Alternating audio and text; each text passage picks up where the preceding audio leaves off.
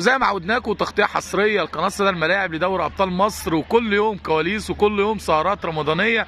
ومعانا بقى نجم مختلف عن العاده وهو المدير الفني. تعرف بحضرتك؟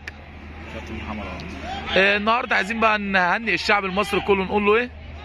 والله نقول لهم كل سنه وانتم طيبين، وبمناسبه طبعا رمضان والاخوه الاحباط برضو بمناسبه عيدهم كل سنه وانتم طيبين.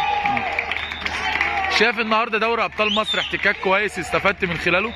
طبعا احتكاك كويس جدا طبعا، يعني بجد تنظيم على اعلى مستوى وبطوله متميزه والفرق كلها كويسه، واداء بصراحه من كل الفرق اللي عملناها لحد دلوقتي، حتى الفرق اللي بتلعب بعدنا وقبلنا شايفين مستويات كويسه فعلا. بطوله شايف النهارده يمكن من خلال دوري ابطال مصر يمكن دي تاني مباراه على التوالي، يمكن في من خلال دوري ابطال مصر شايف ان اللعيبه بتاعتك تقدر تتسوق تروح حته كويسه؟ طبعا عندنا اكتر من لعيب مميز، وناس فعلا عندها يعني مستويات وعندها مستقبل انها تلعب في نوادي كبيره فعلا. شايف النهارده لو عايزين نوجه رساله للاعبين نقول لهم ايه؟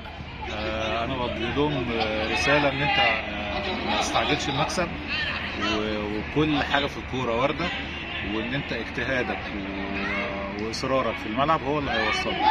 لو هنقول لي رساله بقى النهارده للجهاز الفني كله بالكامل نوجه له الشكر، للاعبين لاولياء الامور اللي بيجوا صندوق خلال كل مباراه تقول لهم ايه؟ طبعا نشكرهم كلهم على دعمهم لينا، خاصه اولياء الامور اللي معانا، ناس بصراحه كلهم يعني هم الداعم الاول لينا في كل حاجه، يعني بيجوا معانا في اي مكان، فدول طبعا بوجه لهم شكر، وطبعا لكل الجهاز الفني اللي معانا والاداري والطبي، الناس كلها على اعلى مستوى. عايزين نعرف مين العناصر المميزه عندك اللي بتقدر تعتمد عليها خلال المباراه، يمكن شايف اكتر من عنصر لعيبه مميزه عندك، تقول مين؟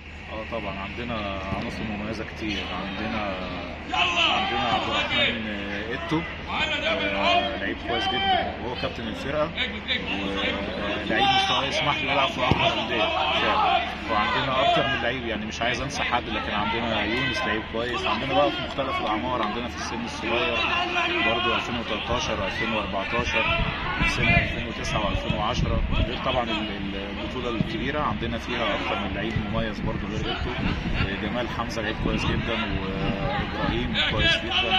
لا عندنا ناس مميزه، عندنا الحارس عمار حارس ممتاز، عندنا احمد شاكر باك ليفت جامد جدا يعني. لا عندنا فرقه كويسه. سعيد بلقائي معاك، وانتظرونا وتغطيه حصريه لقناه صدى الملاعب لدوري ابطال مصر. ربنا يخليك يا ابو الكباتن، شكرا.